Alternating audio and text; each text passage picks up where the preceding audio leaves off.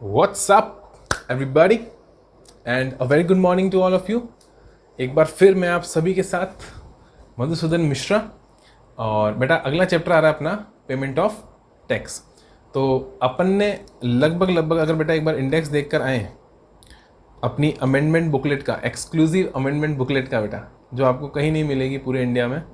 इस बुकलेट को अगर डाउनलोड नहीं करा बेटा, जो लिंक आपको डिस्क्रिप्शन में मिलेगा वहाँ से आप डाउनलोड कर सकते हैं। देखो ये है बेटा वो अमेंडमेंट बुकलेट जहाँ से हमने शुरुआत करी थी। सारी की सारी नोटिंग इसमें हो रखी है। और अगर मैं इसमें बात करूँ बेटा, ये आप देख सकते हैं बच्चों का प्यार यहाँ पर मैंने लगाया है, ठीक है। और ये देखो बेटा, चैप्टर नंबर 2 अपना हो गया था, चैप्टर नंबर 3 अपना हो गया था, 4 अपना हो गया था, 5 अपना हो गया था। उसके बाद में अपन ने 6, 7 भी कंप्लीट कर लिया था। बोलो हाँ के ना? हाँ सर, हमने ये भी कंप्लीट कर लिया था। ये चैप्टर वाइज बेटा जो नाम है ना, 5th के बाद 7th कैसा आ गया सर, 6 कहाँ गया बेटा? ये चैप्टर नंबर इंस्टीट्यूट का जो मॉड्यूल है, यानी इंस्टीट्यूट का जो ICAI का जो मॉड्यूल है, उसके हिसाब से मैंने यहाँ पर बेटा चैप्टर नंबर डाल रखे हैं, ठीक है। हाँ सर ठीक है। और उसी में बेटा चैप्टर नंबर 8 आपका इनपुट टैक्स क्रेडिट, जो सबसे पहला लेक्चर मैंने डाला था वो था। उसके बाद बेटा अपने रजिस्ट्रेशन भी कंप्लीट कर लिया, tax invoice credit and debit note भी कंप्लीट कर लिया, अकाउंट्स रिकॉर्ड्स ई-वे बिल भी कंप्लीट कर लिया। बेटा आज अपन पेमेंट ऑफ टैक्स, अभी अपन ये भी कंप्लीट कर लेंगे। तो यहाँ तक का मामला बेटा हो चुका है। जैसा कि मैंने आपको बताया था, रिफंड एक छोटा सा आपका बड़ा चैप्टर है, छोटा सा बड़ा चैप्टर है, मतलब एक यही चैप्टर है जो थोड़ा सा इस प्रोसीजरल पार्ट के अंदर एक बड़ा चैप्टर आएगा। इसके अलावा रिटर्न चैप्टर बेटा हो चुका है। सॉरी, रिटर्न चैप्टर करना है, रिटर्न चैप्टर बड़ा नहीं है, फटाफट ये भी आज ही निपटा देंगे बेटा। ये दोनों चैप्टर अपन आज ही रिकॉर्ड में आपके लिए कर दूंगा। उसके बाद लास्टली बेटा 2 छोटे छोटे टॉपिक, 3 छोटे छोटे टॉपिक बचेंगे आपके, बिल्कुल छोटे छोटे, जिसके अंदर देख लो आप एक एक पॉइंट टॉपिक है, सिर्फ और सिर्फ एक एक टॉपिक। देखो ये और ये सिर्फ एक एक टॉपिक ही पेंडिंग रहेगा। ये तीनों चैप्टर एक साथ सलटा देंगे। तो एक ही चैप्टर मेन बचा बेटा, और वो है रिफंड, ठीक है। पेमेंट ऑफ टैक्स, रिटर्न आज निपटा देंगे, रिफंड अपना एक चैप्टर बचेगा, और ये 3 चैप्टर एक साथ निपटा देंगे। इसके बाद बेटा अमेंडमेंट्स CA फाइनल और CA इंटर वाले बच्चों के लिए नवंबर अटेम्प्ट के लिए बेटा मेरी तरफ से पूरे हो जाएंगे। और इसके बाद बेटा डेफिनेटली अपन प्रैक्टिस पर आएंगे और बहुत सारे क्वेश्चन प्रैक्टिस कर चलेंगे। इसके अलावा बेटा मैं आपको MCQs भी देने वाला हूँ CA इंटर फाइनल दोनों वाले बच्चों के लिए। आपके MCQs भी बहुत जल्दी, MCQ लेक्चर और रिवीजन लेक्चर्स नवंबर 2020 के लिए अपलोड होने वाले हैं। बेटा एक ही लक्ष्य, सिर्फ एक ही लक्ष्य बेटा, CA फाइनल में हो बेटा मेरे कहीं ना कहीं सिर्फ यूट्यूब से, सिर्फ और सिर्फ यूट्यूब से बेटा मैं आपको कहीं ना कहीं एग्जामिशन दिलवा दूं। मेरा यही लक्ष्य है, सिर्फ यूट्यूब के माध्यम से कहीं ना कहीं मैं आपको 60 मार्क्स दिलवा दूं, इतनी प्रैक्टिस मैं आपकी करवा दूं। और इंटर लेवल पे भी बेटा मैं कम से कम आपको 30 मार्क्स दिलवा दूं, मेरा यही कोशिश है। तो दिन और रात लगाकर मैं आपके लिए रिकॉर्डिंग्स कर रहा हूँ, और एक के बाद मैं आप अपलोड एक के बाद एक में करता जाऊंगा, ठीक है बेटा। आपका साथ बहुत ज़रूरी है दोस्त। अगर आपको लेक्चर पसंद आए, चैनल को सब्सक्राइब कर लीजिए, और कृपया कर ये बताइए कि आपको लेक्चर कैसा लगा। तो कमेंट करना बहुत ज़रूरी है दोस्त। अब आते हैं बेटा इधर उधर की बातें सारी छोड़कर मुद्दे की बात पर, और वो है अपना पेमेंट ऑफ टैक्स वाला चैप्टर। चलो बेटा पेमेंट ऑफ टैक्स को निपटाते हैं फटाफट से। ये रहा पेमेंट ऑफ टैक्स। देखो बेटा समझना, पेमेंट ऑफ टैक्स अपना जो चैप्टर होता है, इसमें मेन सेक्शन कौन सा होता है बेटा? Section number 49। जी हाँ दोस्तों, पेमेंट ऑफ टैक्स का मेन चैप्टर 49। और देखो उसी से शुरुआत हो रही है मेरा बच्चा, उसी से शुरुआत हो रही है। इधर आओ, देखो क्या लिखा हुआ है बेटा, सब सेक्शन नंबर 10 एंड सब section number 11 of section number 49। तो बेटा जो सब सेक्शन 10 और सब सेक्शन 11 है, ये नए सब सेक्शंस इंसर्ट किए गए हैं सेक्शन नंबर 49 के अंदर। देखो बेटा समझो, GST जब नया नया आया था, तो GST के अंदर बहुत सारी चीज़ें प्रैक्टिकली नहीं थी। मतलब ये बेटा कानून तो पूरा था, कानून में कोई प्रॉब्लम नहीं थी, लेकिन जब इस कानून को हमने क्या करा बेटा, जब इस कानून को हमने इम्प्लीमेंट करा, क्या करा? इम्प्लीमेंट करा बेटा। तो इम्प्लीमेंट करने पर हमें पता चला साहब कि भाई प्रैक्टिकली प्रॉब्लम्स हैं। प्रैक्टिकली क्या है बच्चों, बोलो? प्रैक्टिकली हमारे पास में बहुत सारी प्रॉब्लम्स हैं, और बेटा ये जो प्रॉब्लम्स हैं, ये प्रॉब्लम्स दूर करनी है। ये प्रॉब्लम्स बेटा रिटर्न फाइलिंग से रिलेटेड है, पेमेंट ऑफ टैक्स से रिलेटेड है। पेमेंट ऑफ टैक्स का चैप्टर इसलिए मैं बोलता हूँ हमेशा आपको रिटर्न वाले चैप्टर के साथ में लिंक करके पढ़ना जरूरी है, क्योंकि बेटा पेमेंट ऑफ टैक्स रिटर्न के अंदर ही तो होता है। जब आप रिटर्न भरोगे मेरे मालिक, तभी तो टैक्स का पेमेंट करोगे। जब आप रिटर्न ही नहीं भरोगे तो टैक्स का पेमेंट कैसे करोगे? इसलिए रिटर्न वाले चैप्टर से इस चैप्टर को लिंक करना जरूरी है कि नहीं है? बोलो सर है, बिल्कुल सही बात है सर, रिटर्न के साथ ही तो टैक्स भरेंगे। हाँ सर समझ में आ गई आपकी बात। तो प्रैक्टिकली प्रॉब्लम कहाँ आई? वो प्रॉब्लम को अब अमेंडमेंट्स के थ्रू दूर किया जा रहा है। सर ये क्यों समझा रहा हूँ बेटा? मैं इसलिए समझा रहा हूँ क्योंकि ये जो सबसेक्शन नंबर 10 और सबसेक्शन नंबर 11 है, ये एक प्रैक्टिकल प्रॉब्लम ही है। जो बच्चों के सामने, सॉरी बच्चों के सामने नहीं, जो दुनिया के सामने आई और फिर अब बच्चों के सामने आई और बच्चे इसको समझेंगे और मुझे आपको समझाना है। तो आपको पहले ये समझना पड़ेगा साहब कि ये प्रॉब्लम थी क्या। एक फ्लेक्सिबिलिटी क्रिएट करी। क्या क्रिएट करी बेटा? एक फ्लेक्सिबिलिटी। अगर मैं नोटिंग में आ जाऊँ फटाफट से, जो नोटिंग हमारी चल रही है बेटा अमेंडमेंट बुकलेट की, और उस नोटिंग में आपको 2 मिनट के लिए समझाऊँ आकर, तो मैं ये समझाऊंगा बेटा कि चैप्टर हमारा है पेमेंट ऑफ टैक्स, जिसके नोट्स आज हम बनाएंगे। चैप्टर हमारा बेटा पेमेंट ऑफ टैक्स, और इसको समझने के लिए बेटा थोड़ा सा आपको ये समझना पड़ेगा साहब कि कहीं ना कहीं रिजिडनेस थी, कहीं ना कहीं प्रॉब्लम थी, कहीं ना कहीं प्रैक्टिकल प्रॉब्लम थी। उस प्रैक्टिकल प्रॉब्लम्स को दूर करने के लिए गवर्नमेंट अब क्या कर रही है बेटा? एक के बाद एक अमेंडमेंट्स ला रही है, और अमेंडमेंट्स नहीं कहूँगा मैं, नए नए प्रोविजंस इंसर्ट कर रही है लॉ के अंदर। और उसी सीक्वेंस में जो 2 नए प्रोविजन बेटा इंसर्ट हुए वो है आपके पास sub section number 10 and 11 of section 49। ये बेटा सब सेक्शन है, ठीक है ना? ये दोनों क्या है? सब सेक्शन, और ये है सेक्शन 49 के सब सेक्शन। क्या बोला साहब? देखो बात को समझते हैं। इन्होंने ये बोला कि जब आप बेटा टैक्स जमा कराते हो, क्या जमा कराते हो बेटा? जब टैक्स आप कैश के अंदर जमा कराते हो। किसके अंदर? कैश के अंदर। मुझे बताओ टैक्स कैश के अंदर कब जमा कराना पड़ता है? डिपॉजिट टैक्स इन कैश, ऐसे लिखूं? हाँ साहब ऐसे लिखो। व्हेन वी डिपॉजिट, क्या बोल रहा हूँ मैं? When we deposit cash in tax head. जब हम टैक्स हेड के अंदर क्या डिपॉजिट कराते हैं बेटा? कैश डिपॉजिट कराते हैं। When we deposit cash in tax head, तो बेटा अपन को वहाँ चूज करना पड़ता है कि साहब इसको IGST में जमा कराना है, इसको SGST में जमा कराना है, या इसको बेटा CGST में जमा कराना है। ये क्या करना पड़ता है बोलो? ये चूज करना पड़ता है। मतलब लाइबिलिटी किस में आ रही है बेटा? अगर मेरी कैश में लाइबिलिटी आ रही होगी बेटा, पहले समझो कैश में लाइबिलिटी कब आती है? जब बेटा क्रेडिट कम होता है। फॉर एग्जांपल मेरा आउटपुट लाइबिलिटी बना बेटा कितना? 1000 रुपये। 1000 रुपये का टैक्स मेरे को देना है साहब, माइनस कर दूंगा इसमें से मैं इनपुट टैक्स क्रेडिट। अब मुद्दे की बात है आउटपुट टैक्स लाइबिलिटी किसकी है? मैं मान के चलता हूँ बेटा IGST की। बेटा किसकी है? IGST की। अगर IGST की इनपुट टैक्स लाइबिलिटी आ रही है, क्या आ रही है बेटा? Output tax liability, I am really sorry, output tax liability आ रही है IGST की। और बेटा IGST का क्रेडिट, IGST का क्रेडिट अगर मेरे पास बेटा 500 रुपीज़ ही है, कितना? 500 रुपीज़ ही है, तो बेटा जो नेट बचेगा 500 बेटा ये मुझे कैश लेजर से पे करना पड़ेगा। इसी को बोलते हैं अपन ई कैश लेजर, और तभी ई कैश की जरूरत पड़ती है बेटा। समझ रहे हो? हाँ सर समझ में आ गई बात। यानी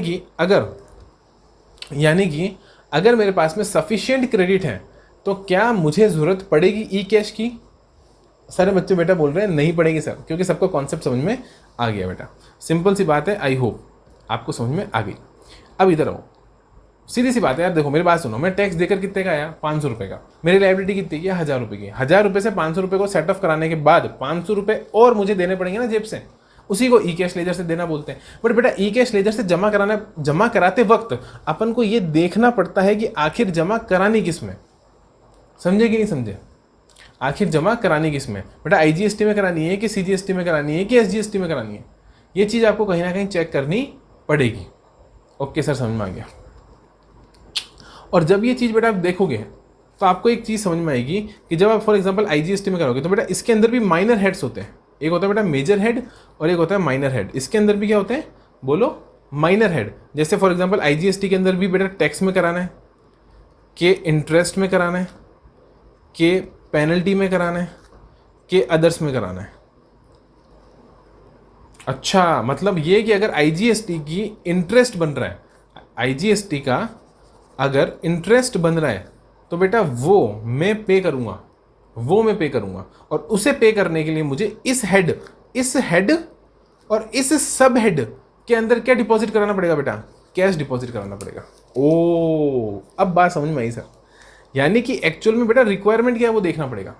अगर मेरी रिक्वायरमेंट है कि मुझे पेनल्टी पे करनी है तो सबसे पहले देखो पेनल्टी क्या है बेटा? सब हेड। क्या है? सब हेड। अब देखो पेनल्टी किस में जमा करानी है?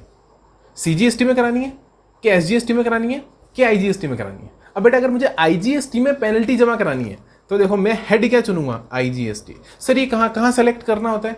सर बेटा जब चालान बना था ना, चालान ऑनलाइन चालान GST पोर्टल के ऊपर, मैंने बोला ना प्रैक्टिकल चीज़ है ये। प्रैक्टिकल में प्रॉब्लम आई तो ये ऑप्शन दिया। वहां पर आप जाते हो, वहां चालान बनाते हो ई कैश में जमा कराने के लिए। ई बैंकिंग के थ्रू अलग अलग वहां मोड दे रखे हैं बेटा, उन मोड्स के थ्रू आप क्या करते हो, अपने बैंक अकाउंट से फंड ट्रांसफर करते हो, तो वो फंड कहाँ आ जाता है बेटा, आपके ई कैश लेजर में आ जाता है बेटा। ई कैश लेजर में उस वक्त वो चालान बनाते वक्त आपको सेलेक्ट करना पड़ता है कि कौन से हेड और कौन से सब हेड में इस कैश को डिपॉजिट कराना है। बोलो हाँ कि ना? हाँ साहब, बात समझ में आ गई? यहां तक कोई दिक्कत है किसी बच्चे को तो बताओ। हेड और सब हेड की लड़ाई है बेटा। ये बिल्कुल उसी तरीके से जैसे शेड्यूल 3 में होता है बेटा अकाउंट्स के अंदर। अकाउंट्स के अंदर जब हम बैलेंस शीट का शेड्यूल पढ़ते हैं बेटा, बैलेंस शीट का शेड्यूल 3 में जब बैलेंस शीट का फॉर्मेट पढ़ते हैं, क्या बोला मैंने, शेड्यूल 3 में पार्ट 1 में जब हम क्या पढ़ते हैं, बोलो बैलेंस शीट का फॉर्मेट, तो वहां पर क्या होता है बेटा, एक हेड होता है और एक सब हेड होता है। हाँ बात तो सही है सर। हेड कौन सा होता है बोलो, एक एग्जांपल दो सर। हेड है sir equity and liability. Head क्या है, इक्विटी एंड लायबिलिटी। और इक्विटी एंड लायबिलिटी के अंदर सब हेड क्या है, शेयर होल्डर्स फंड। हाँ सर। और बेटा अगर शेयर होल्डर्स फंड हेड है तो सब हेड क्या है, share capital, reserve and surplus. ये बिल्कुल उसी तरीके से। आई होप आपको बेटा समझ में आया होगा कि मैं क्या समझाने की कोशिश कर रहा हूँ। अब मुद्दे की बात पर आओ। ये तो मैंने आपको कॉन्सेप्ट समझाया। क्या कॉन्सेप्ट समझाया साहब, कि हेडिंग सब हेडिंग क्या होती है, बेस बनाया आपका, आपको ये समझाया कि आखिर ई कैश लेजर की जरूरत पड़ती कब है बेटा। बेटा ई कैश लेजर की जरूरत सोच के देखो कब पड़ेगी, जब मैंने अभी बताया output liability minus input tax credit. अगर इनपुट टैक्स क्रेडिट आपकी आउटपुट लायबिलिटी से कम है तो आपको किसकी जरूरत पड़ेगी, ई कैश की। हाँ सर समझ में आ गया। अब ई कैश जमा कराओगे, हाँ जमा कराएंगे, तो जमा कराते वक्त कहाँ जमा कराओगे साहब, तो हेड सेलेक्ट करना पड़ेगा और सब हेड सेलेक्ट करना पड़ेगा। पहले क्या होता था, अमेंडमेंट से पहले क्या होता था, अगर बेटा एक बार मैंने कोई हेड या सब हेड सेलेक्ट कर लिया, फॉर एग्जांपल बेटा मैंने गलती से IGST हेड सेलेक्ट कर लिया और सब हेड सही सेलेक्ट करा बेटा, सब हेड मैंने सही सेलेक्ट करा, इंटरेस्ट मेरे को IGST में इंटरेस्ट पे करना था मेरे को IGST में इंटरेस्ट पे नहीं करना था। मैंने क्या बोला, नहीं करना था। मैंने पहले बोला करना था, आई एम रॉन्ग, नहीं करना था। एग्जाम्पल में बेटा हमें इसमें पे नहीं करना था, तो सर किसमें पे करना था बेटा, CGST में पे करना था। ओ यानी हेडिंग सेलेक्ट क्या करनी थी, करेक्ट हेडिंग क्या थी बेटा, CGST। सेलेक्ट कर क्या ली बेटा, IGST। रॉन्ग सेलेक्ट कर ली। अब क्या करें साहब, बोलो अब क्या करें, हो गई दिक्कत। अब बच्चा मेरे को बोलेगा सर ये तो पैसा फंस गया, क्योंकि आप ट्रांसफर तो कर ही नहीं सकते एक हेड से दूसरे हेड में। बस बस बस बस बस बस बस बस मेरा बच्चा समझ गया, आप सब समझ गए दोस्त कि पहले ट्रांसफर नहीं कर सकते थे, अब ट्रांसफर कर सकते हैं। क्या बात कर रहे हो सर, हाँ अमेंडमेंट आ गया, यही तो अमेंडमेंट है। देखो बेटा समझोगे ना तो बड़ा आसान लगेगा, और रटोगे तो बड़ी प्रॉब्लम हो जाएगी। तो सब सेक्शन रटने से काम नहीं चलेगा साहब, समझना पड़ेगा और कनेक्ट करना पड़ेगा सिचुएशन के साथ। जो प्रैक्टिकल सिचुएशन है उसके साथ सोच के कनेक्ट करोगे, आपको 2 मिनट में चीज़ याद हो जाएगी। अब समझो, देखो अभी मैंने समझाया, मैंने हेड क्या सेलेक्ट करा बेटा, IGST। मेरे को हेड कौन सा सेलेक्ट करना था, CGST, क्योंकि मेरे को पेनल्टी तो बेटा CGST की देनी थी, लेकिन गलती से मैंने IGST सेलेक्ट कर लिया। अब बेटा गलती इंसान से नहीं होगी तो किससे होगी, ह्यूमन एरर। ऑडिट आप सबने पढ़ी है बेटा, ऑडिट आप सबने पढ़ी है, human error, there is a probability of human error. और अगर there is a probability of human error, then you have to understand that there should be a provision, there should be a provision to correct और rectify that error. अगर बेटा गलती से error हो भी गया तो एक प्रोविजन होना चाहिए जिससे हम उसे करेक्ट कर सकें। तो इसलिए गवर्नमेंट ने बोला साहब कि अगर ऐसा होता है कि आप IGST में जमा करा देते हो गलती से, तो बेटा आप हेड या सब हेड वाइज अमाउंट को ट्रांसफर कर सकते हो। ये एक फ्लेक्सिबिलिटी क्रिएट करी बेटा, किसके लिए, टैक्स पेयर के लिए। तो जो टैक्स पे करके चल रहा है बेटा, जो सप्लायर अंकल हैं, जो रेसिपिएंट अंकल से टैक्स लेकर गवर्नमेंट को पे कर रहे हैं, उनको क्या दिया बोलो, उनको क्या दिया, उनको एक फ्लेक्सिबिलिटी दी कि अगर आप गलती से IGST में जमा करा दो तो उस हेड को आप चेंज कर कहाँ ट्रांसफर कर सकते हो बेटा, CGST में, और सब हेड वही रहेगा। सर सब हेड चेंज कर सकते हैं क्या, अगर मैंने गलती से इंटरेस्ट में करा दिया लेकिन मेरे को तो टैक्स में कराना था, मेरे को तो CGST के टैक्स में कराना था, ऐसा कर सकते हैं क्या बेटा, बिल्कुल कर सकते हो। क्यों नहीं कर सकते हो, 100% कर सकते हो। ऐसा भी आप कर सकते हो और ऐसा भी आप कर सकते हो। सर कहाँ लिखा है, हम आपकी बात नहीं मानते, हम आपकी बात नहीं मानेंगे सर, हमें दिखाओ कि ये चीज़ कहाँ लिखी है। तो बच्चों आओ, क्यों टेंशन लेते हो मेरे होते हुए, इधर आओ बेटा, इधर आओ। ये रही बेटा अमेंडमेंट बुकलेट, फटाफट से खोलेंगे, ठक ठक ठक ठक ठक, आ गए, पढ़ो सब सेक्शन 10 पढ़ो। और रजिस्टर्ड पर्सन में भाई जोर जबरदस्ती है क्या, क्या ट्रांसफर करना पड़ेगा क्या, शैल थोड़ी ना लिख देंगे, मे लिखा, क्या लिखा, मे। कर सकते हो साहब, अगर गलती हो गई हो तो सुधार लो। नहीं नहीं नहीं नहीं नहीं, सुधारना ही पड़ेगा। अरे गलती नहीं हुई तो क्यों सुधारूं, तो इसलिए शैल नहीं लिखेंगे, क्या लिखेंगे, मे। ठीक है साहब, मे। ऑन दी कॉमन पोर्टल, कहा था ना प्रैक्टिकल प्रॉब्लम है। ट्रांसफर एनी अमाउंट, कहा था ना ट्रांसफर कर सकते हैं बेटा, शब्दों पे ध्यान दे। Of tax, transfer any amount of tax, so tax के आगे तो कुछ लिखेंगे। अरे अगली लाइन पर हो ना, इंटरेस्ट, पेनल्टी और फी और एनी अदर अमाउंट। अच्छा, available in the electronic cash ledger under this act, जो इलेक्ट्रॉनिक कैश लेजर में अवेलेबल है। मैंने अभी भी बताया इलेक्ट्रॉनिक कैश लेजर की जरूरत ही कब पड़ती है, जब क्रेडिट शॉर्ट पड़ता है, तो कैश में जमा कराऊंगा। जमा कराते वक्त अगर गलत हेड या गलत सब हेड सेलेक्ट कर लूंगा तो अकॉर्डिंगली चेंज कर लूंगा साहब। ऑप्शन दे दिया मेरे को सब सेक्शन 10 के अंदर। क्या लिखा, available in e cash ledger. Two two two two, बेटा ये टू बहुत इंपॉर्टेंट है। मतलब देखो सेंटेंस चेंज हो रहा है, समझो लॉ को पढ़ना सीखो बेटा। सब्जेक्ट चेंज हो रहा है, सब्जेक्ट चेंज नहीं हो रहा है, सेंटेंस चेंज हो रहा है। क्या बोला मैंने, सेंटेंस चेंज हो रहा है। इधर आओ, एक जगह जमा था, देखो ये लिखा है ट्रांसफर एनी अमाउंट ऑफ। देखो बेटा दो शब्दों पे बहुत तगड़ा फोकस करेंगे अपन। एक मेरा होगा ऑफ और दूसरा मेरा होगा टू। एक मेरा होगा ऑफ, एक मेरा होगा टू। ऑफ मतलब का और टू मतलब में। टैक्स का अमाउंट अलग अलग हेड में ट्रांसफर कर सकते हैं। समझे नहीं समझे, वापस बोलता हूं। टैक्स का, इंटरेस्ट का, पेनल्टी का, फी का या अदर अमाउंट का ई कैश लेजर में जो पैसा पड़ा है, जो अमाउंट पड़ा है, समझे, जो अमाउंट पड़ा है ऑफ किन का, इनका, इन हेडिंग का, ये सब हेडिंग है बेटा।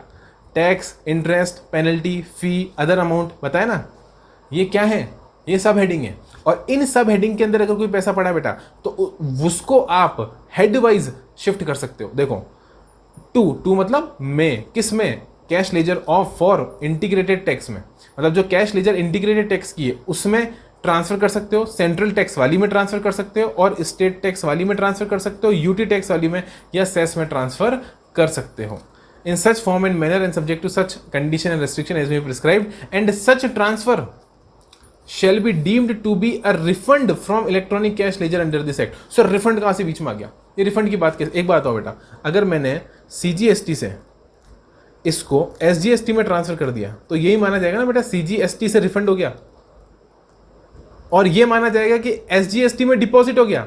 अरे हाँ, क्या गलत बोला बताओ, मैंने तो कुछ भी गलत नहीं बोला। अगर आप CGST से निकाल लोगे तो CGST वालों ने रिफंड दे दिया, और SGST में शिफ्ट करोगे, ट्रांसफर करोगे, तो ये माना जाएगा बेटा SGST में वो डिपॉजिट हो गया। बोलो बच्चा समझ में आएगी नहीं। अरे बड़े सिंपल चीज़ है यार, इस जेब से निकाल के उस जेब में डाल दिया, इस जेब से निकाल के बेटा नीचे पॉकेट वाली जेब में डाल दिया, पेंट वाली जीन्स वाली जेब में मैंने इसे डाल दिया, तो यहां से रिफंड और जीन्स वाली जेब में डिपॉजिट। बोलो हाँ सर समझ में आ गया। ये देखो सब सेक्शन नंबर 11 यही बोलता है, where any amount transfer to the electronic cash ledger shall be deemed to be deposited under subsection 1। ये माना जाएगा साहब कि सबसेक्शन 1 के अंदर आपने नया नया डिपॉजिट कराया। यानी अगर मैंने यहाँ से पैसा निकाला, CGST से पैसा निकाला और SGST में डिपॉजिट करा दिया, तो क्या माना जाएगा कि मैंने SGST में नया नया डिपॉजिट कराया सबसेक्शन 1 के अंदर, ये माना जाएगा साहब। कहीं दिक्कत है ही नहीं, अगर हम आराम से पढ़ेंगे तो कहीं दिक्कत है ही नहीं।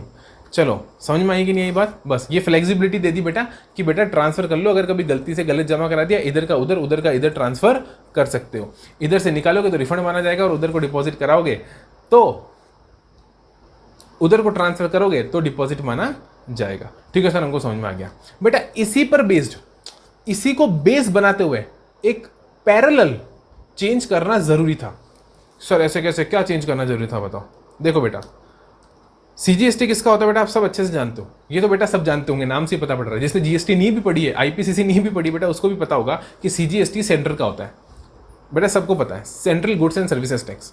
तो CGST किसका होता है बेटा, सेंटर का। सेंटर मतलब बेटा सेंट्रल गवर्नमेंट। बेटा गवर्नमेंट अलग अलग होती है, स्टेट गवर्नमेंट अलग होती है, सेंट्रल गवर्नमेंट अलग होती है, और बेटा इनके खजाने भी अलग अलग होते हैं। सर खजाने मतलब गल्ला, गल्ला मतलब अरे तिजोरी, तिजोरी मतलब अरे तिजोरी मतलब तिजोरी यार, अभी ऐसे मत करो यार, परेशान मत करो। CGST का मतलब क्या बोला, सेंटर का, और सेंटर का गल्ला, सेंटर की तिजोरी, सेंटर की तिजोरी। बेटा एक बात बताऊं, ये कैश इलेक्ट्रॉनिक फॉर्म में घूमता, आपको क्या लगता है? आपको दिखता तो ही नहीं ना, वो नोट गांधी जी तो दिखते ही नहीं है, तो आप सोचते हो क्या इलेक्ट्रॉनिक फॉर्म में घूम रहा होगा, इधर से उधर चला जाएगा? ऐसा नहीं होता साहब। आपको पता है, जब आप अपने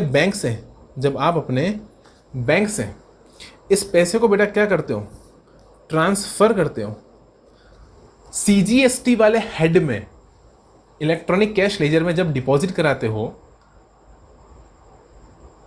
कौन से हेड में? सीजीएसटी वाले हेड में। वापस बोलूं, इलेक्ट्रॉनिक कैश लेजर में जब डिपॉजिट कराते हो सीजीएसटी वाले हेड में, तो बेटा वो पैसा आपके बैंक से निकलकर सेंट्रल गवर्नमेंट की तिजोरी में चला जाता है। क्या बात कर रहे हो सर? हाँ बिल्कुल सही बोल रहा हूँ। किसकी तिजोरी में? सेंट्रल। स्टेट वाले हाथ नहीं लगा सकते हैं, और ना यूटी वाले हाथ लगा सकते हैं साहब, क्योंकि वो सेंटर का है। देखो, यूटी के लिए अलग अकाउंट होता है, सेंटर के लिए अलग अकाउंट होता है, एसजीएसटी बोले तो स्टेट के लिए अलग अकाउंट होता है। सबके लिए बेटा अकाउंट अलग अलग होते हैं, हाँ कि ना? हाँ साहब। अब जब आप इसे एसजीएसटी में शिफ्ट कर दोगे, तो बेटा शिफ्टिंग आपने करी है। बस मेरा हर बच्चा समझ गया बेटा, शिफ्टिंग अगर मैं करूंगा तो गवर्नमेंट को भी पैसे की शिफ्टिंग करनी पड़ेगी। हाँ देखो, एसजीएसटी बोले तो स्टेट वाइज, स्टेट वाला एसजीएसटी बोले तो स्टेट। बेटा स्टेट की तिजोरी, अब सुनो, स्टेट की तिजोरी। बेटा मात्रा की गलती हो तो क्षमा करना, मात्राओं में बेटा बचपन से बहुत गलतियां करता था मैं। फिलहाल जीएसटी में मात्राओं की जरूरत नहीं पड़ेगी, इसलिए एग्जामिशन आई थी मेरे फाइनल में इसमें भी और इसका के अंदर भी, अकाउंट्स में भी और एसएफएम में भी। चलो मैंने कहा थोड़ा बताना है तो अपनी भी तारीफ करते हैं साहब कि हम भी अच्छे से पढ़ते थे, हमारी भी 4-4 5-5 एग्जामिशन आती थी साहब। ठीक है, चलो बेटा आगे बात करते हैं, पढ़ाई की बात करते हैं साहब। क्या बोला मैंने बोला कि सीजीएसटी में जमा कराया था और अब सीजीएसटी से ट्रांसफर कर रहा हूँ। किसमें? एसजीएसटी में। नहीं सर हटाओ, इसको हटाओ। सुनो, इसको हटाओ। मैंने बैंक से जमा करा बेटा ई कैश लेजर में, इधर लिखो ई कैश, डायग्राम और अच्छा बना के देते हैं आपको। ई कैश लेजर, ठीक है? हाँ सर, ये ई कैश लेजर है, मेरा ई कैश लेजर, और मेरे ई कैश लेजर के मैंने सीजीएसटी में जमा कराया। किस में जमा कराया बेटा? सीजीएसटी में। बेटा मैंने अगर अपने सीजीएसटी में जमा कराया, सर इसको तो हटाओ, हाँ लो बेटा हटा दिया यहाँ पे। अब इसको ऐसे करो कि आप इस डायग्राम को ऐसे बनाओ।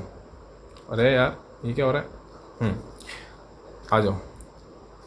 मैंने अगर अपने यहाँ जमा कराया, सर ऐसे मत करो, एरो लाओ बेटा, एरो के लिए तो काम करना पड़ेगा। लो ठीक है, ये लो।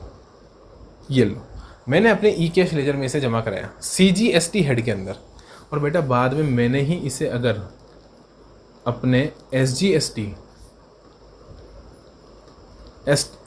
वाले हेड में इसको शिफ्ट कर रहा हूँ, तो बेटा जब आप इसे सीजीएसटी वाले हेड में जमा कराते हो ना, तो ये पैसा आपके बैंक अकाउंट से निकलकर सीजीएसटी वाली लेजर में तो आ जाता है, लेकिन बेटा सीजीएसटी वाली लेजर होती किसकी है? वो होती है तिजोरी, सेंटर की तिजोरी। तो आपने देखा जाए टेक्निकली तो पैसा अपनी ई कैश लेजर में सीजीएसटी हेड में डालते ही सीजीएसटी बोले तो सेंटर की तिजोरी में उस पैसे को डाल दिया। और अब जब आप बेटा ये शिफ्टिंग कर रहे हो तो सुनना, आपकी शिफ्टिंग तो पैरेलल गवर्नमेंट की शिफ्टिंग। क्या बोला मैंने? आपकी शिफ्टिंग तो गवर्नमेंट बेटा पैरेलल गवर्नमेंट की शिफ्टिंग। समझ में आएगी नहीं आई? बोलो। देखो ये आपकी शिफ्टिंग तो पैरेलल गवर्नमेंट की शिफ्टिंग होनी जरूरी है, क्योंकि बेटा मेरी बात सुनो, आपने कैश लेजर में सीजीएसटी से एसजीएसटी में डाल दिया। अब बेटा एसजीएसटी स्टेट का है, स्टेट क्या बोलेगा? साहब हमारे पास कोई पैसा नहीं आया, हम कैसे सेटअप दे दें आपको? स्टेट तो ये बोलेगा ना, आपने तो सीजीएसटी में जमा कराया था। अब पोर्टल पे तो सिर्फ आपने वेबसाइट पे इधर से इधर ड्रैग कर दिया, इधर से इधर ट्रांसफर कर दिया, हमारे पास तो कोई पैसा नहीं आया। तो बेटा इसीलिए इन्होंने बोला कि साहब इस तिजोरी से पैसा इस तिजोरी में, सर हाईलाइट वाले से करो, हाँ लो बेटा, इस तिजोरी से बेटा इस तिजोरी में गवर्नमेंट को ट्रांसफर करना पड़ेगा। और इसीलिए मेरे बच्चा एक नया सेक्शन आ गया 53A। सर वो बनाओ सर, बादल बनाओ, बादल। ये लो बेटा बादल बना दिया 53A। अमेंडमेंट बुक में आ जाओ बेटा, बहुत बातें कर ली, इधर आओ। क्या लिखा है पढ़ के बताओ मेरे को। लॉ पढ़ना भी जरूरी है बेटा, वो भी सिखाना जरूरी है।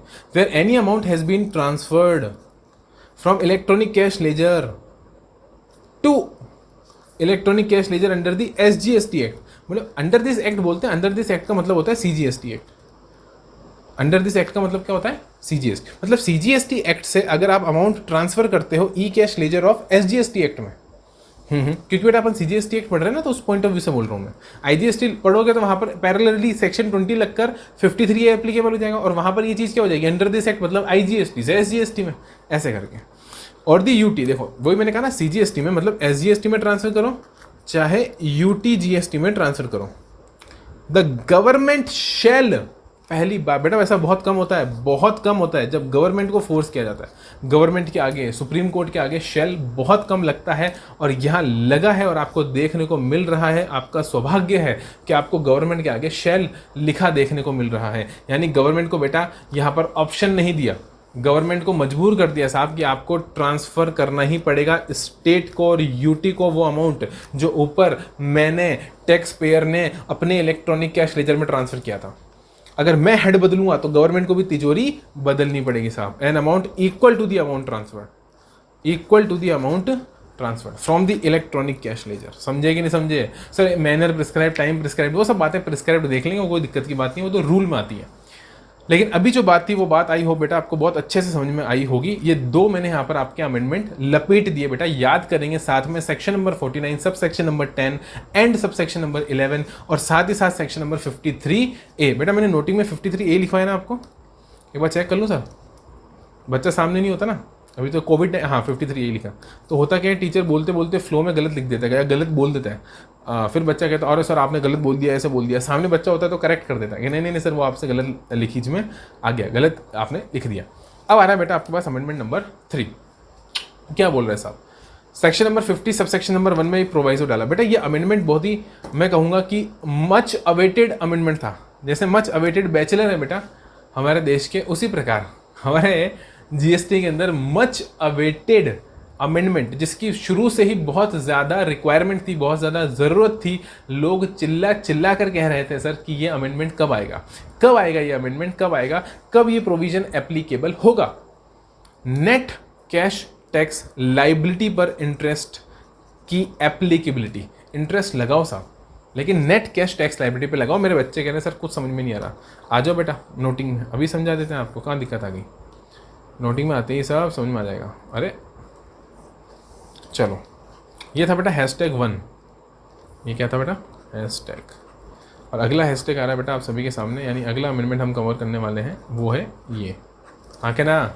हाँ सर समझ में आ रहा है, नहीं आ रहा है? सर बढ़िया समझ में आ रहा है, क्या दिक्कत की बात है इसमें, सब समझा दूंगा, सब समझा दूंगा।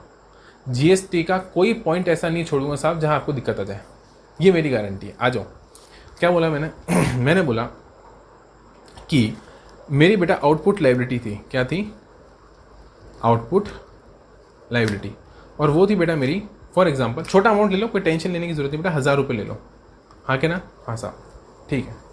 माइनस बेटा मेरे पास इनपुट टैक्स क्रेडिट पड़ा था सिर्फ और सिर्फ 400 रुपये का, ठीक है सर ओके।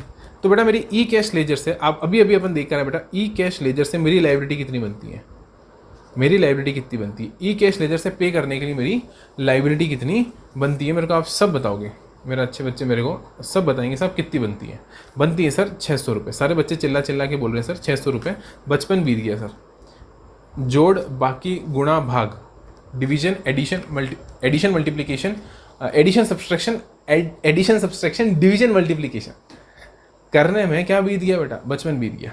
1000 में से 400 गए तो 600, कोई दिक्कत नहीं। अब सुनो, अरे नहीं है साहब, नहीं है 600 रुपये, करना हो जो कर लो साहब, नहीं है, नहीं है, रिटर्न नहीं भर सकते। क्यों नहीं भर सकता रिटर्न? बेटा रिटर्न भरोगे ना तो पहले 600 रुपये सेट ऑफ कराने पड़ेंगे आउटपुट लाइबिलिटी के, 400 तो सेट ऑफ करा लोगे ITC से। मेरी बात को सुनो, आपके पास 3 लेजर होती है, लाइबिलिटी लेजर, बोलो हाँ कि ना बेटा, ई लाइबिलिटी लेजर, ई क्रेडिट लेजर, और बेटा ई कैश लेजर। आपने ई लाइबिलिटी लेजर में पड़ी हुई लाइबिलिटी को सेट ऑफ करा लिया क्रेडिट के साथ। आपको पता है जो अपना रिटर्न भरते हैं ना अपन, रिटर्न वो 3B होता है। कौन सा रिटर्न होता है बेटा? Return 3B। 3B के अंदर बेटा पेमेंट ऑफ टैक्स की एक टेबल होती है। 3B के अंदर पेमेंट ऑफ टैक्स, पहले एक टेबल होती है बेटा, शायद आई थिंक मेरे हिसाब से 3.1 करके कोई टेबल होती है 3B के अंदर, उसके अंदर अपन क्या दिखाते हैं, अपनी लाइबिलिटी। फिर शायद टेबल नंबर 4 करके होती है जिसके अंदर अपन दिखाते हैं अपनी ITC यानी क्रेडिट। और फिर शायद एक टेबल होती है बेटा, वो होती है सेट ऑफ और पेमेंट की। किसकी? सेट ऑफ और पेमेंट की। ऐसा अलग अलग टेबल बनी हुई होती है 3B के अंदर। तो एक जगह आप अपनी लाइबिलिटी दिखा दो, लाइबिलिटी जैसे दिखाओगे वो ई लाइबिलिटी लेजर में चली जाएगी। उसके बाद बेटा क्रेडिट आपका आ रहा होगा, नहीं आ रहा होगा तो 3B में आप मैनुअली फिल कर दो, कोई दिक्कत नहीं है। वो मैनुअली जो आप फिल करोगे वो आपका क्रेडिट लेजर होगा, वो क्रेडिट लेजर में चला जाएगा। और फिर आप जब पेमेंट वाली टेबल पर आओगे तो पेमेंट वाली टेबल में एक बड़ी सी टेबल आएगी जो दिखाएगी, क्या दिखाएगी कि बेटा लाइबिलिटी इतनी बन रही है, C की, S की और I की, और तीनों का इतना इतना क्रेडिट है, वो ऑटोमेटिकली फिल कर देगा सेट ऑफ मैकेनिज्म लगाकर। Rule number 88A read with section number 49 सब सेक्शन नंबर 5 के हिसाब से जो बेटा सेट ऑफ मैकेनिज्म है अपना, पहले आई करेंगे, आई को पूरा सेट ऑफ करेंगे, फिर सी को यूज करेंगे, फिर एस को यूज करेंगे, ये ऑर्डर वाइज वो ऑटोमेटिकली क्या कर देगा, वहां पर वो मैकेनिज्म लगा देगा। हाँ सर, बात समझ में आ गई। और वो मैकेनिज्म लगाकर वो सेट ऑफ करके आपको सिर्फ दिखाएगा कि देखो ये ऐसे सेट ऑफ हो रहा है। करना है क्या? करना है तो क्लिक करो। वहां जैसे आप क्लिक करोगे बेटा, वो आपको एक पॉपअप वार्निंग दिखाएगा कि देखो एक बार चेक कर लो, कोई गलती तो नहीं है। एक बार ओके कर दिया तो क्रेडिट खत्म हो जाएगी। आप ओके कर दोगे, आपकी क्रेडिट सेट ऑफ हो जाएगी। लेकिन बेटा क्रेडिट सेट ऑफ कितनी हो पाएगी? 400 ही तो हो पाएगी। ये 600 रुपये कहाँ से आएंगे बेटा? ये ई कैश लेजर से देने पड़ेंगे। ये कहाँ से देने पड़ेंगे? ई कैश लेजर से। लेकिन मैंने बोला साहब नहीं है मेरे पास, at present I don't have 600। अब जब तक वो 600 डालोगे नहीं, फाइनल सबमिट होगा नहीं। उस 3B को, ये 3B वाले रिटर्न को आप फाइनल सबमिट नहीं कर सकते। इसका मतलब ये हुआ साहब कि मेरी लाइबिलिटी तो अभी भी कितनी है सर? अभी भी मेरी लाइबिलिटी तो 1000 ही है। अभी भी मेरे को 1000 ही देना है, क्योंकि जब तक मैं 1000 दूंगा नहीं रिटर्न भरी जाएगा नहीं। 400 तो दे दिया साहब, और दे क्या दिया बेटा? 400 तो पड़ा है मेरे पास, दिक्कत क्या है उसमें? बट बेटा ये 600, इसमें प्रॉब्लम है। ये 600 नहीं है मेरे पास। Now what we have to do, बोलो अभी क्या करें? अगर मैं लेट हुआ, ये देखो ये मेरी ड्यू डेट थी, ये टाइम आ रहा है पीछे से, ये मेरी ड्यू डेट थी। लिख दूं सर? हाँ लिख दो, ड्यू डेट। बेटा मैंने ड्यू डेट पे रिटर्न फाइल नहीं करा, टाइम आगे निकल गया। ड्यू डेट थी मेरी 20 तारीख, 20 अक्टूबर या 20 सितंबर मेरी क्या थी ड्यू। मैंने रिटर्न फाइल नहीं करा। बेटा क्या होगा आप सब जानते हो, लेट फीस लगेगी। क्या लगेगी बेटा? लेट फीस लगेगी। लगेगी नहीं लगेगी? लगेगी। और लेट फीस कितने पे लगेगी पता है बेटा आपको? लेट फीस, और सॉरी लेट फीस नहीं बेटा, इंटरेस्ट लगेगा। I am really sorry, late fees तो लगेगी, इंटरेस्ट लगेगा। क्या बोला मैंने? इंटरेस्ट लगेगा। मेरा अमेंडमेंट बेटा इंटरेस्ट से रिलेटेड है, इसलिए मैं क्या बोलूँगा? इंटरेस्ट लगेगा। इंटरेस्ट लगेगा कि नहीं लगेगा? टैक्स के अमाउंट के ऊपर लगेगा साहब, बिल्कुल लगेगा। वो तो लगता है, आप सब जानते हो इंटरेस्ट लगता है, ठीक है। और कितने परसेंट से लगता है बेटा? सेक्शन नंबर 50% बेटा कमेंट करके आप बताओगे। मैंने आपको सेक्शन बता दिया, सेक्शन नंबर 50 में इंटरेस्ट लगता है लेट फाइलिंग के ऊपर, ठीक है साहब, इंटरेस्ट लगेगा। अब मुझे सारे बच्चे बताएंगे साहब इंटरेस्ट किस पे लगेगा? साहब ये इंटरेस्ट लगेगा आपकी लाइबिलिटी पर, क्योंकि गवर्नमेंट को 1000 रुपये चाहिए थे। और जब तक रिटर्न सबमिट करोगे नहीं बेटा, 400 रुपये सेट ऑफ कराने का कोई मतलब ही नहीं है जब तक रिटर्न सबमिट नहीं करोगे। अब समझा कि नहीं समझा? समझा साहब। यानी साहब एक बात बताओ, 400 रुपये मेरे पास होने के बावजूद, 400 रुपये मेरे पास होने के बावजूद मेरे को ब्याज किस पे देना पड़ रहा है बेटा? पूरे 1000 रुपये पे ब्याज देना पड़ रहा है। ये ना इंसाफी नहीं है तो बताओ क्या है साहब? आप मेरे से 600 पे ब्याज लो ना, जो मैं आपको नहीं दे पा रहा हूँ बेटा। 400 तो मैं आपको दे चुका हूँ। 400 क्या है बेटा? कैशबैक है, पड़ा उन्हीं के पास है। पेटीएम वॉलेट में जब आपको कैशबैक मिलता है बेटा, तो आपको क्या लगता है आपके बैंक अकाउंट में आ गया? आपको क्या लगता है आपकी जेब में आ गया? ये सब बेवकूफ़ बनाने के तरीके हैं। कैशबैक सिर्फ और सिर्फ बेटा बेवकूफ़ बनाने का तरीका है, क्योंकि कैशबैक का यूज आप उन्हीं की वेबसाइट पे वापस उन्हीं का माल खरीदने के लिए करोगे।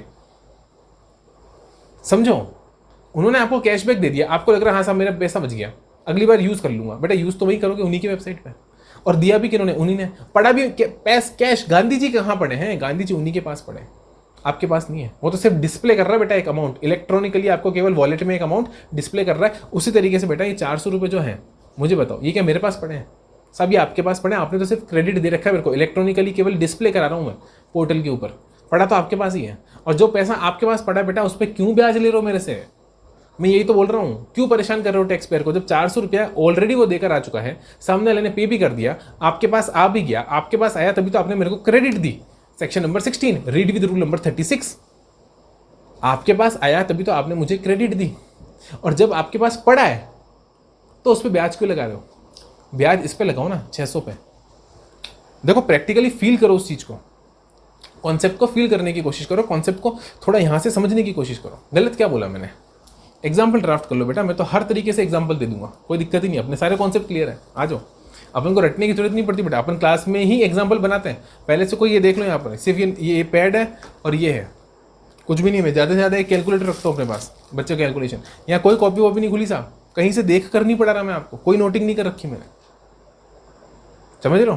तो आ जाओ बेटा एग्जाम्पल बना देते हैं लाइव क्लास में। ये बेटा सप्लायर है और ये रेसिपिएंट है। क्या बोला मैंने? ये सप्लायर और ये रेसिपिएंट है बेटा। माल सप्लाई कर दिया, बदले में कंसिडरेशन आ गया, कोई दिक्कत हो तो बताओ। और ये जो माल सप्लाई करा बेटा, ये 1000 रुपये का करा। मैं अमाउंट छोटा बेटा इसलिए रखता हूँ ताकि आपको समझने में आसानी हो। यहाँ मैं 10 लाख 50,000 ऐसा कुछ अमाउंट रखूँगा तो थोड़ा समझने में प्रॉब्लम होगी। और बेटा मैंने 1000 रुपये दे भी दिए। 1000 रुपये पे बेटा मानो 18% टैक्स था, 18% GST था। तो बेटा GST कितना बना होगा बताओ मेरे को? सर 1000 रुपये पे 180 रुपये, सारे बच्चों ने सही बोला। GST का अमाउंट 180 रुपये, तो मैंने 1180 रुपये दिए होंगे। हाँ सर 1180 रुपये आपने दिए होंगे, ये GST का अमाउंट है, ठीक है। हाँ सर समझ में आ गई बात। मैंने पेमेंट कितने का करा? 1180, ठीक है बेटा। इस सप्लायर ने गवर्नमेंट को, सुनो, इस सप्लायर ने गवर्नमेंट को क्या टैक्स का अमाउंट दे दिया होगा? हाँ दे दिया होगा। ये मान के चलेंगे साहब, इसने पे कर दिया, इसने अपना रिटर्न फाइल कर दिया। और बेटा जैसे ही अपना रिटर्न फाइल करेगा, मेरे को इधर मेरे 2A के अंदर, मेरे 2A के अंदर बोलो क्या मिल जाएगा मेरे को? बेटा मेरे 2A के अंदर क्रेडिट शो हो जाएगा, क्रेडिट शोन। और बेटा जैसे मेरे को क्रेडिट शो होगा, उस बेसिस पे मैं क्या ले लूँगा बेटा? क्रेडिट बुक कर लूँगा। क्या बुक कर लूँगा बेटा? क्रेडिट बुक कर लूँगा। ये लो, ये मैंने क्रेडिट बेटा बुक कर ली, कोई प्रॉब्लम नहीं। तो क्रेडिट शोन के बेसिस पे मैंने क्रेडिट बुक कर ली बेटा। और ये जो क्रेडिट बुक कर ली बेटा, ये पैसा क्या मेरे पास है क्या? ये देखो, ये गवर्नमेंट के पास 180 रुपया पड़ा है बेटा। आप खुद देख के बताओ किसके पास पड़ा है? गवर्नमेंट के पास। अब सुनो, अब सुनना मेरी बात को बेटा। अब मेरी लाइबिलिटी बनी फॉर एग्जाम्पल 500 रुपये की, मतलब मैं अपना रिटर्न भर रहा हूँ ना बेटा। ये तो क्रेडिट मैंने पीछे पैसा दिया था, ये तो मैंने माल खरीदा। अरे एक बात हो यार, मेरी साड़ी की दुकान है, मेरी साड़ी की दुकान है बेटा, मैं साड़ी खरीदता हूँ, साड़ी बेचता हूँ। तो जो साड़ी मैं खरीद के लाया उस पर मैंने कितना टैक्स दिया? 180 रुपये। और अब जो साड़ी मैं बेचूंगा उसमें भी तो मैं टैक्स कलेक्ट करूँगा ना, वो टैक्स था बेटा 500 रुपये। ये जो साड़ी मैंने बेटा आगे बेची, उस पर टैक्स कितना बना? 500 रुपये। अब बेटा ये टैक्स जो था, टैक्स GST का अमाउंट बता रहा हूँ मैं, डायरेक्ट अज्यूम कर लो 500 रुपये बना बेटा। ये मेरे को अपनी गवर्नमेंट को देना है कि नहीं देना है? देना है साहब, बिल्कुल देना है। ये आपको आपकी गवर्नमेंट को देना पड़ेगा। ये रही बेटा मेरी गवर्नमेंट। जब 500 रुपये मैंने कस्टमर से लिए तो वो 500 रुपये मेरी लाइबिलिटी है साहब, वो पराया धन है, वो गवर्नमेंट का पैसा, वो गवर्नमेंट को वापस करना पड़ेगा। ठीक है सर, कर देंगे। जब बेटा मैं गवर्नमेंट को वापस करने जाऊँगा तो मैं गवर्नमेंट को बोलूँगा देखो 500 रुपये मेरे को आपको देने हैं, लेकिन याद करो मैं 180 ऑलरेडी देकर आया हूँ, तो 180 का मेरे को क्रेडिट दो। इसी को बोलते हैं कैशबैक, पेटीएम कैशबैक। और बेटा ये 180 जब आप लेस करते हो तो निकल के आता है साहब कि कितने रुपये बेटा? 400, और 400 में से और आप 80 माइनस कर दोगे तो 320 रुपये। तो बेटा 320 रुपये कैश में देने पड़ेंगे। हाँ ठीक है, 320 रुपये कैश में देने पड़ेंगे। मैं नहीं दे पा रहा क्योंकि मेरे पास में है नहीं, अभी मैंने ऊपर समझाया। तो क्या होगा बेटा? इंटरेस्ट लगेगा क्योंकि रिटर्न फाइल नहीं कर पाऊंगा, तो लेट फाइलिंग होगी। लेट फाइलिंग होगी तो सेक्शन नंबर 50 का इंटरेस्ट लगेगा। अब मैं पूछता हूँ बेटा, आप बताओ ये इंटरेस्ट किस कौन सा अमाउंट पे लगना चाहिए था? 320 पूरे 500 पे कि 320 पे? बताओ साहब। 180 ऑलरेडी गवर्नमेंट के पास है, ये देखो 180 ऑलरेडी गवर्नमेंट के पास है। तो बेटा इस पर ब्याज क्यों लगेगा? क्यों लगेगा? नहीं लगेगा। बट यही अमेंडमेंट है। अब आपको समझ में आ गया बेटा। अब आप आ जाओ किस पर? नोटबुक पर बेटा। किस पर आ जाओ? नोटबुक पर। ठीक है, चलो बेटा मैं आपको पढ़ा देता हूँ, रीडिंग करवा देता हूँ, आपको अच्छे से समझ में आ जाएगा। कोई टेंशन लेने की जरूरत है क्या? नहीं है बेटा। आप एग्जाम में पास हो गए, ये मेरी गारंटी है। आप सब एग्जाम में पास हो गए। मैं फिर कह रहा हूँ, जो वीडियो डाल रहा हूँ बेटा आपके लिए डाल रहा हूँ, शिद्दत से पढ़ाई करवा रहा हूँ आपको, शिद्दत से मैं मेहनत कर रहा हूँ आपके लिए। अमेंडमेंट बुकलेट इतनी सॉलिड अमेंडमेंट बुकलेट बनाई है, एक एक पूरा टेबुलर फॉर्मेट में बनाया है, Q&A फॉर्मेट में बनाया है, प्री पोस्ट कंपैरिजन टेबल दी है, डायग्राम्स दिए हैं, इलस्ट्रेशंस दिए हैं, एग्जांपल्स दिए। बहुत टाइम लगा इस अमेंडमेंट बुकलेट को बनाने में, और पूरी कोशिश यही थी साहब कि अच्छी क्वालिटी में, अच्छे टाइम लगा, थोड़ा टाइम बाद मेरी आई, लेकिन एकदम धांसू आई, क्वालिटी आई। ये बेटा मैंने कोई कॉपी पेस्ट नहीं मारा इंस्टीट्यूट का। मैं चाहता तो इंस्टीट्यूट का फॉन्ट बदल के, कलर बदल के, स्टाइल बदल के कॉपी पेस्ट कर देता। मैंने कॉपी पेस्ट नहीं करा साहब। मैंने कहा नहीं मैं खुद बनाऊंगा अपना खुद का। आप देख लो भले, अगर आपको लगता है इंस्टीट्यूट से कॉपी पेस्ट है तो आप मेरे को बताओ। अब बेटा जहाँ पर बिल्कुल इंस्टीट्यूट में भी बेयर सर्कुलर छापा बेटा, वहाँ पर भी बेयर सर्कुलर तो मैं भी वैसे ही लिखूंगा ना जो गवर्नमेंट का इशू है, वो कॉपी पेस्ट मान सकते हो आप, क्योंकि वो तो बेटा गवर्नमेंट की चीज़ है। बट मैंने इंस्टीट्यूट के एनालिसिस को कहीं पर भी कॉपी करा हो तो बताओ। हर जगह मैंने कोशिश करी कि मैं अपने डायग्राम्स ऐड कर सकूँ।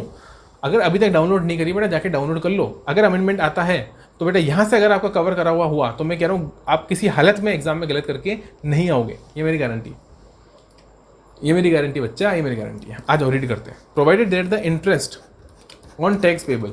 मैंने इतना सा बोला, चैनल सब्सक्राइब कर लो और हर वीडियो का मजा उठाओ, पूरी वीडियो देखो और साथ साथ सॉल्व करो। मैं फिर कह रहा हूँ Q&A फॉर्मेट में रिवाइज कराऊंगा, समझ रहे हो। सारे क्वेश्चंस मैं क्लास में करवाऊंगा, मेरे साथ साथ आपको वीडियो देखते देखते अपना रजिस्टर ओपन करके साथ में क्वेश्चन सॉल्व करना है। डाउनलोड करके रख लो वीडियो को, देखते जाओ, सॉल्व करते जाओ। रात में पढ़ो बेटा, सुबह पढ़ते हो तो सुबह पढ़ो, कान में ईयरफोन लगाओ और फटाफट फटाफट फटाफट ऐसे मोबाइल में देखते जाओ। ये मोबाइल है, इस मोबाइल में ऐसे देखते जाओ और मेरे साथ साथ टेबल कॉपी, अपनी टेबल कुर्सी पे बैठो और फुल स्पीड से आप क्वेश्चन सॉल्व। बेड पर बैठ के जो भी बच्चा पढ़ाई करेगा उसको पाप लगेगा। बेटा बिस्तर पर नहीं बैठना है, पलंग पर बैठ के पढ़ाई नहीं होती है। जो भी बच्चे पलंग पर बैठकर या बेड पर बैठकर पढ़ाई करते हैं, डबल बेड के गद्दे का मजा उठाते हैं बेटा, एग्जाम में इंस्टीट्यूट आपको मजा उठा लेगा। टेबल कुर्सी कमरा बंद, क्या बोलेंगे, टेबल कुर्सी कमरा बंद, फिर होती है पढ़ाई। पढ़ाई एक तपस्या है दोस्त, ये सबके बीच में बैठकर ये आराम से नहीं होती है, घिसना पड़ेगा साहब। चकमक पत्थर को जब हम ऐसे टकराते हैं तो जो चिंगारी निकलती है बेटा, रख के नहीं निकलती है, घिसना पड़ता है, समझ रहे हो, तब आग लगती है। तो वो आग अगर आपको दुनिया को दिखानी है बेटा तो आपको भी घिसना तो पड़ेगा दोस्त। आ जाओ बेटा, बहुत ज्ञान की बातें हो गई। Provided that the interest on tax payable in respect of supplies made during the tax period and declared in the return for the said period furnished after the due date in accordance with the provisions of section number 39। क्या लिखा बेटा कि जो interest पे करना पड़ रहा है क्योंकि आपने रिटर्न लेट फाइल करा है, after the due date file करा है, except where such return is furnished commencement or after proceedings, except where such return is furnished after commencement of any. बेटा थोड़ी सी मिस्टेक है, इसको सही कर लो एक बार।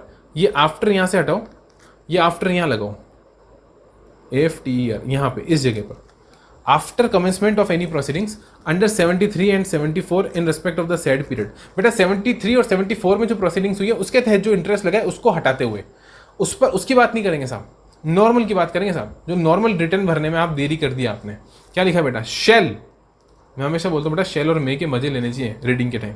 Shall be levied on that portion of tax that is paid by debiting the E cash laser.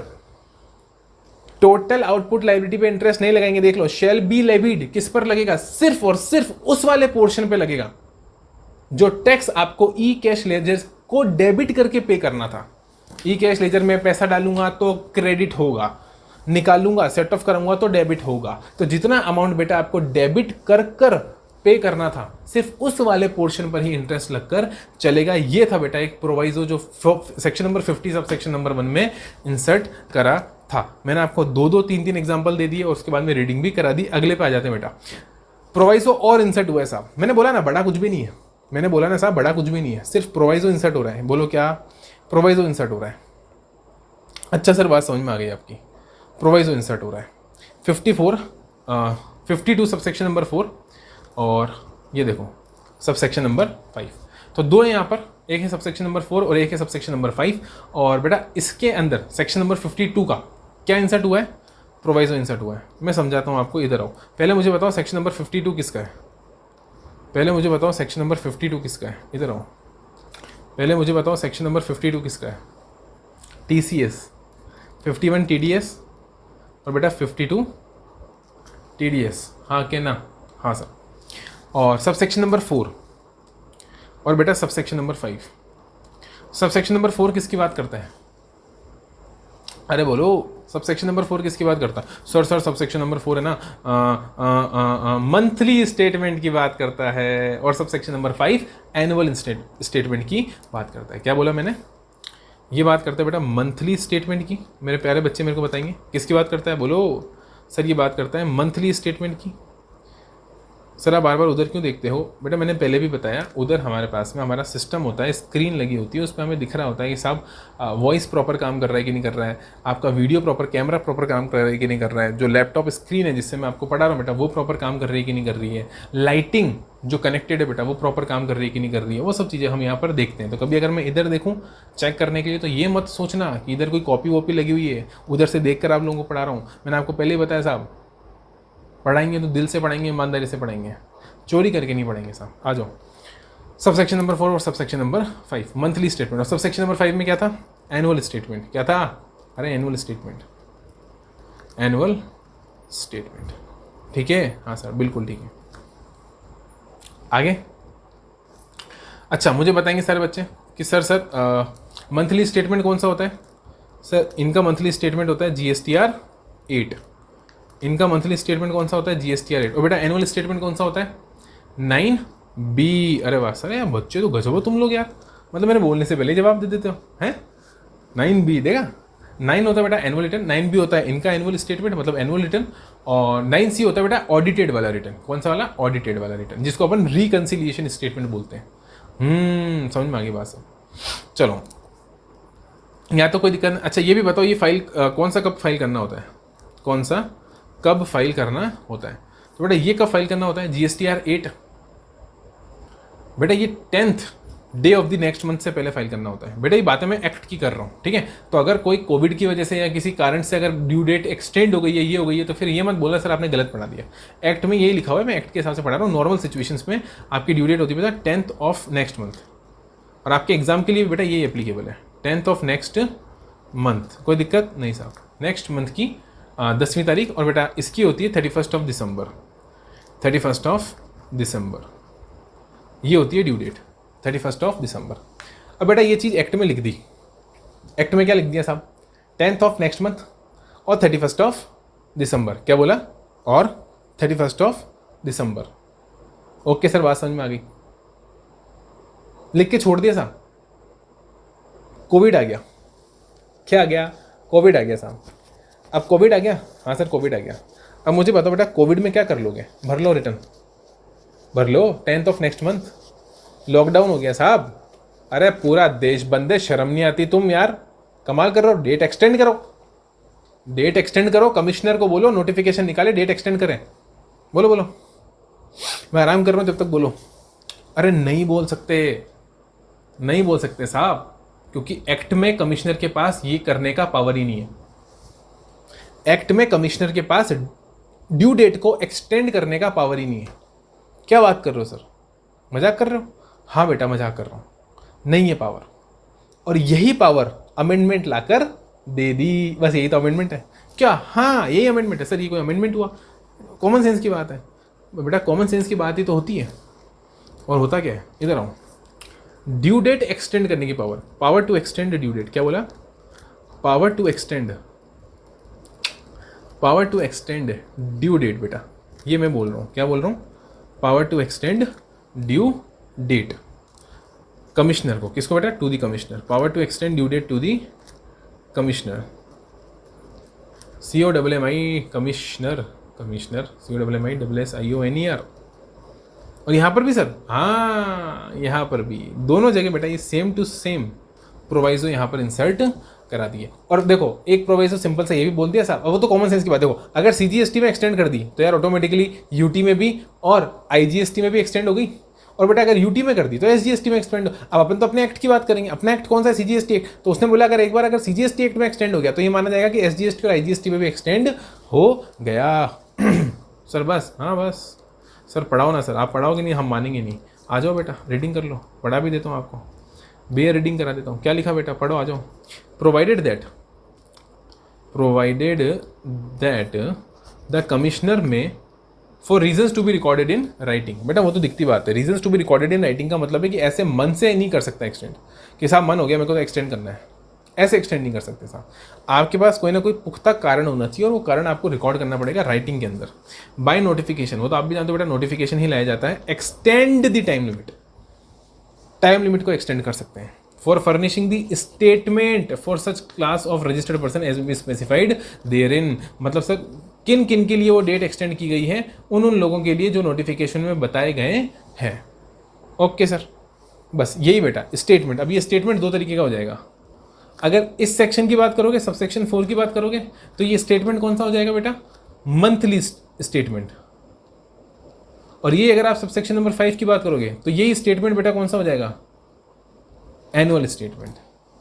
ये statement कौन सा हो जाएगा बेटा, एनुअल स्टेटमेंट। और वही बोला देखो कि जो अगर स्टेट वाले ने कर दिया तो माना जाएगा यूटी वाले ने कर दिया, shall be deemed to be notified by the commissioner. Commissioner मतलब इस एक्ट का commissioner, that is CGST act का कमिश्नर। बोलो हाँ कि ना। हाँ बेटा, ये बिल्कुल फर्जी अमेंडमेंट है, ये शब्द सुधार है। क्या है, शब्द सुधार, रूल नंबर 87 के अंदर, रूल नंबर 87 के अंदर।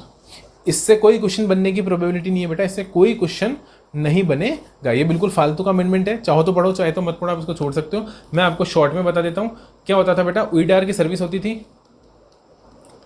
ओईडार की service non taxable online recipient, ये देखो क्या बोलेंगे, नॉन टैक्सेबल ऑनलाइन रेसिपिएंट को अगर दी जाती थी तो ओईडार वाले को पेमेंट ऑफ टैक्स, चैप्टर का नाम क्या है, पेमेंट करना पड़ता था।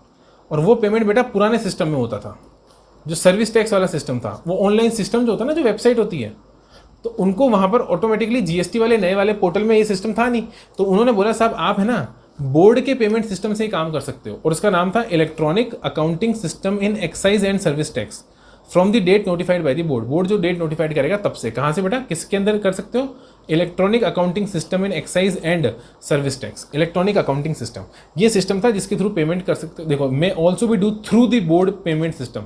ये बोर्ड सीबीईसी जो पहले होता था, सीबीईसी जो पहले सीबीईसी होता था, उसका जो ये सिस्टम था, इस सिस्टम के थ्रू आप ये पेमेंट कर सकते थे। ये देखो इतना इतना इतना of the may also be do through this thing. ठीक है, ओके सर, ठीक है।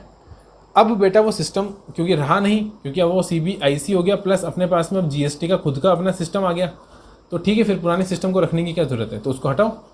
तो इसलिए बेटा उस सेकंड प्रोवाइजो को हटा दिया। आई होप बेटा आपको ये बात समझ में आ गई होगी, कोई दिक्कत नहीं साहब, समझ में आ गई बात। ठीक है, तो इसलिए वो प्रोवाइजो क्या कर दिया बेटा, हटा दिया, ऑमिट कर दिया। और दूसरा बेटा शब्द सुधार था, क्योंकि आप सभी को पता है जीएसटीआर 3B इस वक्त प्रचलन में है। प्रचलन में मतलब बेटा कंटिन्यूइंग, कंटिन्यूटी के अंदर है, 2 अभी कंटिन्यूटी में नहीं है।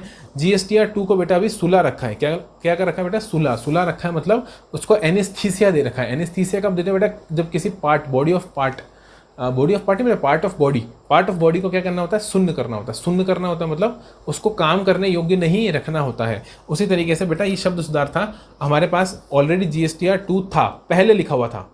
कहाँ लिखा हुआ था, एनी अमाउंट डिडक्टेड फ्रॉम 51 और 52 and claimed in GSTR 2, and claimed in GSTR 2। तो बेटा क्लेम करने के लिए जीएसटीआर 2 है ही नहीं ना, तो हटाओ उसको, शब्दों को हटाओ वहाँ से। तो बस वो शब्द यहाँ पर इन्होंने हटा दिए।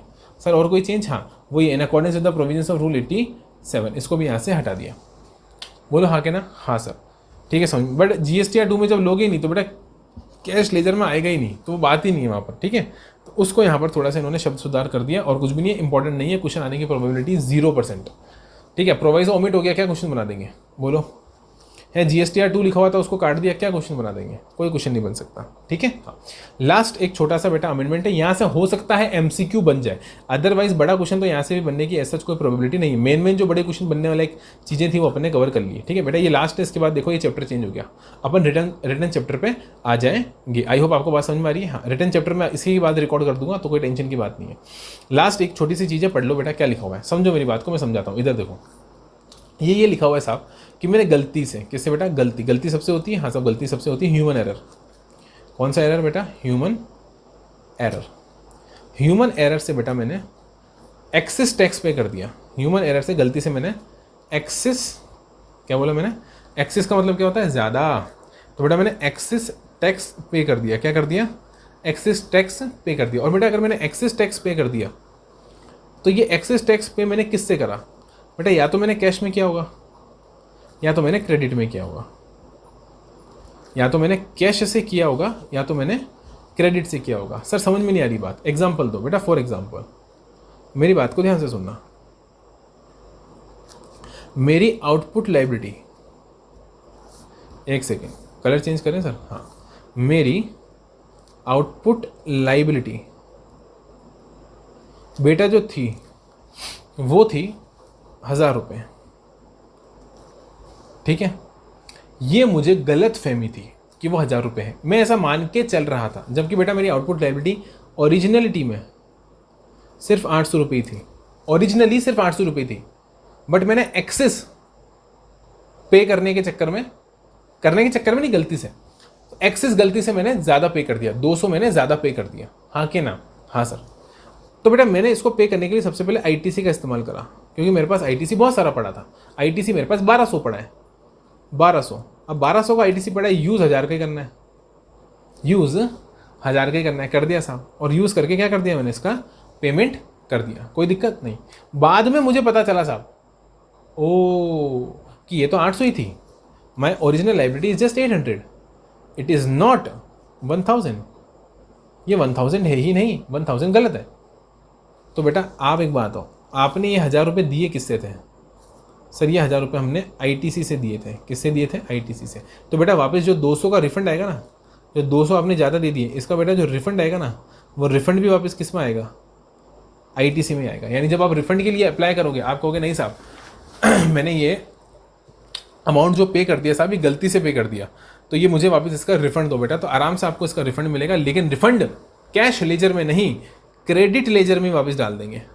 सर ये क्या, मेरे को प्रैक्टिकल एग्जांपल समझाओ। बेटा बिल्कुल उसी तरीके से है, ये बिल्कुल उसी तरीके से है कि जब आप ऑनलाइन कोई माल खरीदते हो बेटा, जब आप ऑनलाइन कोई परचेस करते हो, फॉर एग्जांपल बेटा आपने अमेज़ॉन, क्या बोला मैंने, आपने अमेज़ॉन से बेटा एक कैमरा परचेस किया।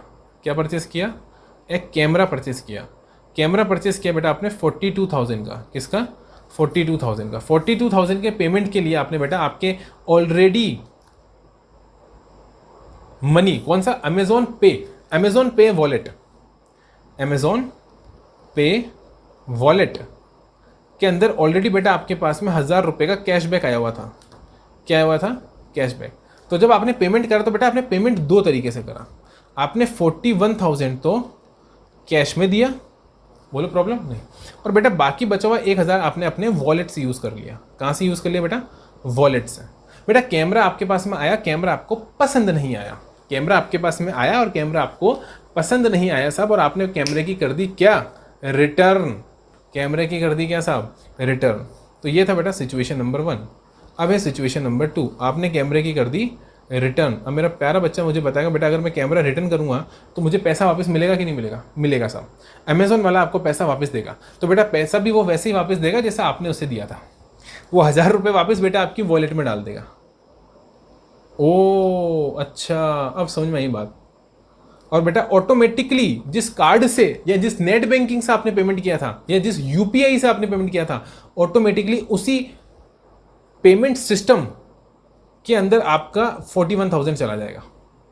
बोलो, उसी पेमेंट सिस्टम, यूपीआई का इस्तेमाल किया तो यूपीआई के अंदर, यूपीआई के थ्रू जिस बैंक अकाउंट में जाने चले, डेबिट कार्ड का करा तो डेबिट कार्ड के थ्रू जिस बैंक अकाउंट से किया उस बैंक अकाउंट में वापस आपका पेमेंट सिस्टम के थ्रू, जिस पेमेंट सिस्टम के थ्रू करा उसी पेमेंट सिस्टम में वापस आपका 41,000 चला जाएगा। बेटा उसी तरीके से, बिल्कुल उसी तरीके से जब मैं एक्सेस पेमेंट करते वक्त क्रेडिट का इस्तेमाल करूंगा, यानी 200 रुपये एक्स्ट्रा मैंने कहाँ से दिए? क्रेडिट से दिए, तो वापस वो जो डालेंगे 200 रुपये, क्योंकि मैंने ज़्यादा दे दिए थे, वो भी कहीं डालेंगे साहब?